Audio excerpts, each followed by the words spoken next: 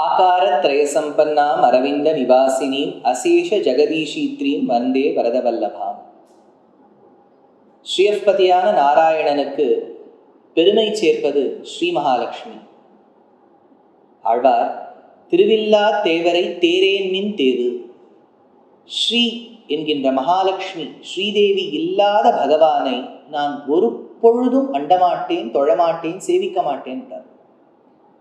அந்த தாயார் ஸ்ரீ மகாலட்சுமியை பற்றி வேதம் ரிக்வேதத்தில் கிலபாகம் ஸ்ரீ சுக்தம்னு கொண்டாடிருக்கு.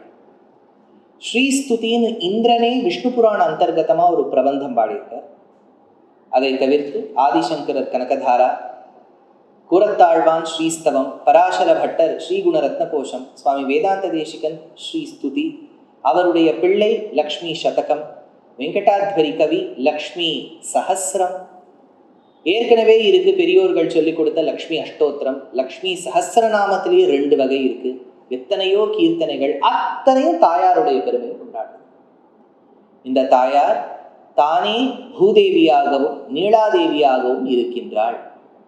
ஹரிவம்சத்துல அந்த நீளாவான நப்பின்னையோடு தான் கண்ணனுக்கு திருமணம் முதலில் நடந்தது, பால்ய விவாகமாய் நடந்ததுன்னு பார்க்கணும். ஆண்டாள் கண்ணனை பார்க்க வேண்டும், அவனோடு கூட வேண்டும் என்கின்ற ஆசையோடு அவன் இல்லம் தேடி செல்கின்றாள். தவாளெல்லாம் பார்த்துட்டு அப்பதான் தெரியுது, ஓஹோ கிருஷ்ணர் இங்க இல்ல போல இருக்கு, நப்பின்னை வீட்டுல இருக்கார். அப்ப எப்படி ஒரு ஜீவாத்மா பரமாத்மாவாய் இருக்கக்கூடிய திவ்ய தம்பதிகள் மகாலட்சுமி நாராயணன் இருவர்களையும் அடைவதற்கு மகாலட்சுமியை புருஷகார பூதையாக்கி அடைகின்றதோ அதுபோலே இங்கு நப்பின்னை பிராட்டியை முன்னிட்டு கொண்டு 18, 19, 20 3 பாசுரங்களில் ஆண்டாள் பிரார்த்திக்கின்றாள். அதுல 18வது பாசுரம் இது. உந்து மத களிற்றன். உந்து மத களிற்றன் என்று சொன்னால் ஒரு ஆணையை குறிக்கும். மதஜலம் பெருகக்கூடிய ஆணை. ஸ்ரீவர்தன் மதஜலம்னா என்ன? அந்த யானை ரொம்ப சந்தோஷமா இருக்கும்பொழுது அதோடைய மஸ்தகத்துல இருந்து ஒரு லிக்விட் வந்து செக்ரீட் ஆகும். ரொம்ப அதோடைய ருச்சியே ரொம்ப ருச்சிகரமா தனியா. Very good. ஆணையின் அந்த இமோஷன் பாவனையில் வரக்கூடிய ஒரு ஜலம் மத ஜலம் என்று பெயர். அதற்கு வந்து இங்கிலீஷ்ல டெம்பரல் ஃப்ளூயிட் அப்படின்னு சொல்றாங்க. அந்த ஜலமானது வரும்போது ரொம்ப வாசனையோடு இருக்கும், ருச்சியோடு இருக்கும், வண்டு எல்லாம் கிருங்காரம் பண்ணுமா. அப்பேற்பட்ட ஆணை உந்து மத களிற்றன், களிராய் இருக்கக்கூடிய ஒரு ஆணை. உந்து மத களிற்றன், மதஜலம் பெருகக்கூடிய ஆணை ஒரு பக்கம் வரும்போது ஓடாத தோல்வலியன், போர் புரியும் போது ஒரு நாளும் ஒரு வீரன் போர் பூமியை விட்டு ஓடக்கூடாது.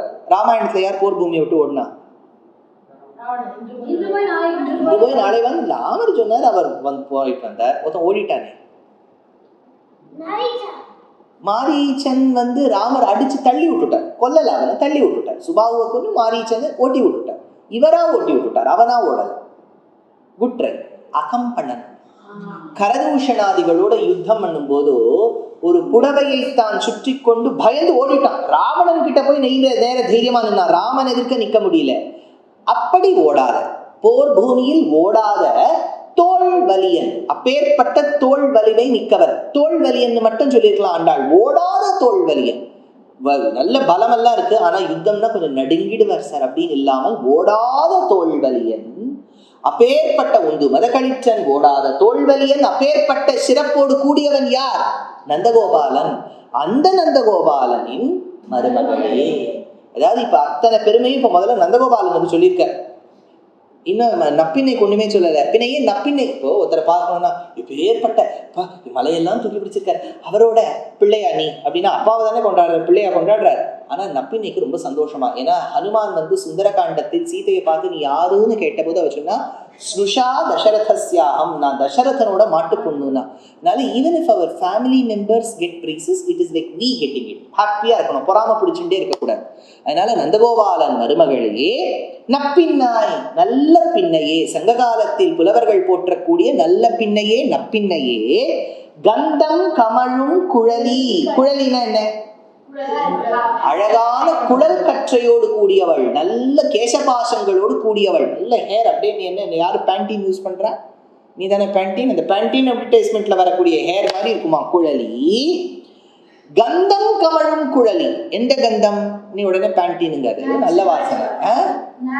நேச்சுரல் ஆர்கானிக்கா அவ ஹேர்லயே நல்ல வாசனை இருக்கும். அதனால கந்தம் கமழும் குழலி கடை திறவாய். வந்து நாங்க வந்திருக்கோமே, உன்னோட ஃப்ரெண்ட்ஸ் தானே, வந்து கதவை திறக்க மாட்டியா நப்பின்னை. கடை திறவாய் வந்தெங்க உள்ள இருக்கக்கூடிய நப்பின்னை. இப்போ ஆண்டாளுக்கு இதேதான் வேலை, யாரையாவது எழுப்பிண்டே இருக்கணும். முதல்ல ஃப்ரெண்ட்ஸை எழுப்பினா எல்லாரும் கேட்டா காத்தால ஆயிடுத்துங்கிறதுக்கு என்ன அடையாளம் சொல்லு, எருமை வந்துதா, மாடு வந்துதா, கண்ணுக்குட்டி வந்துதான் கேட்டுருந்தா. இப்போ அவ சொல்றா ஆண்டாள் கார்த்தால ஆயிடுத்துடி.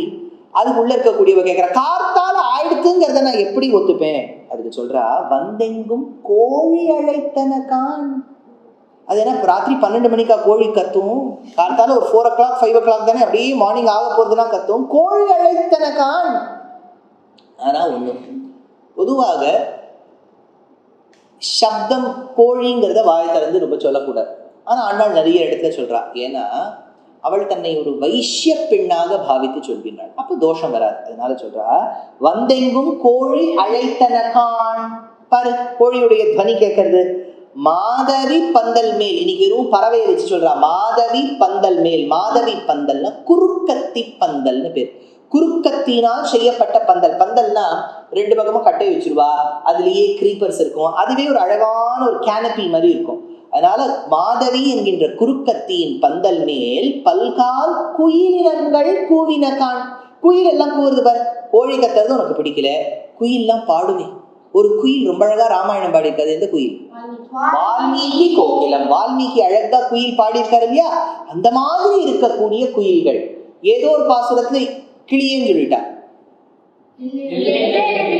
ஏதோ ஒரு பாசுரத்துல கொக்க பத்தி சொன்னா, 13வது பாசுரம் ஆச்சா.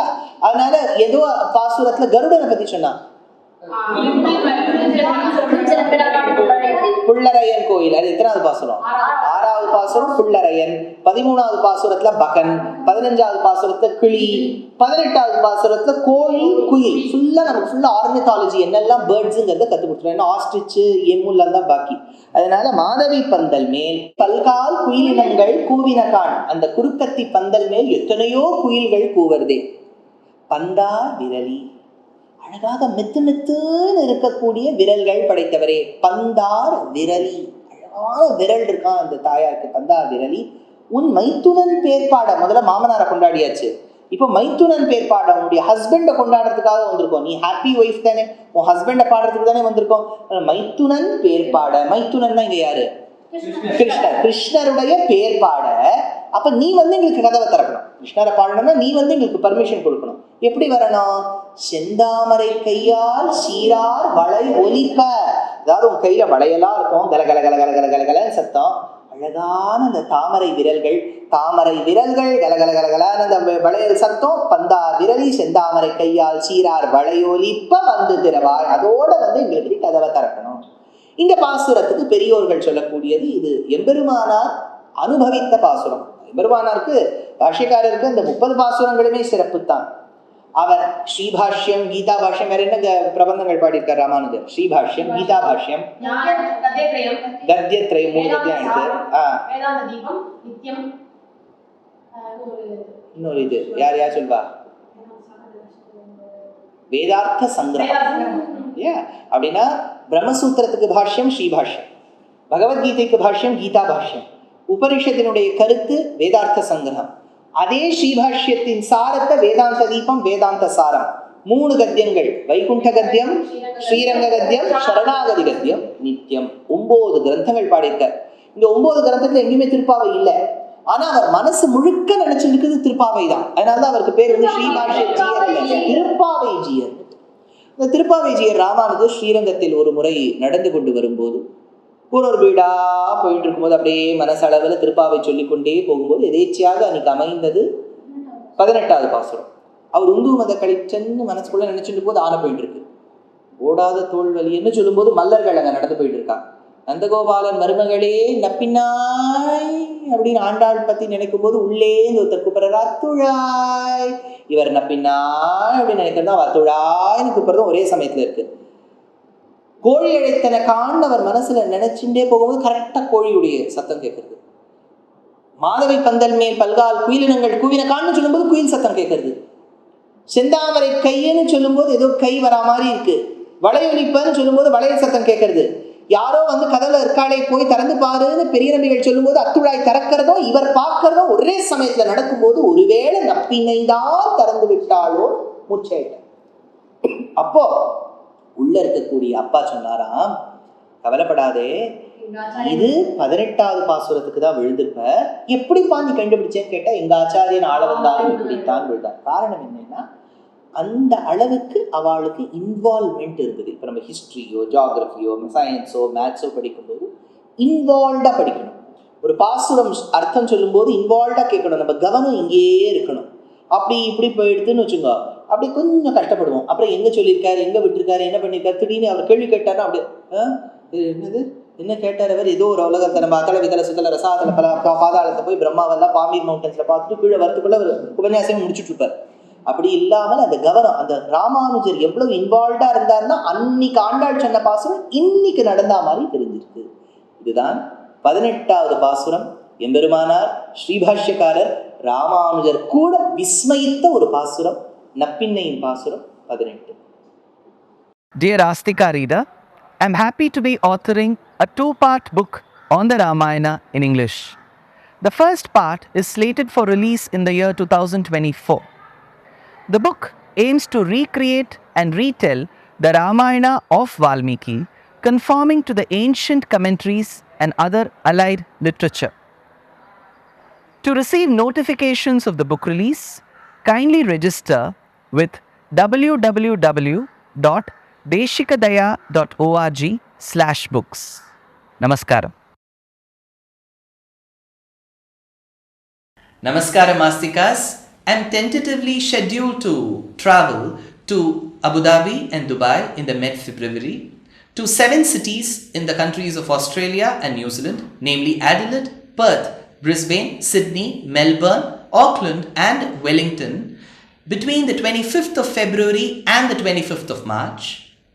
I'm scheduled to travel to Singapore either in the month of April or January, and later I'll be rendering discourses in New Jersey, Boston, Maryland, Pittsburgh, and then in St. Louis and Indianapolis in the month of July. I'm sure you would love to share this message with your friends and relatives.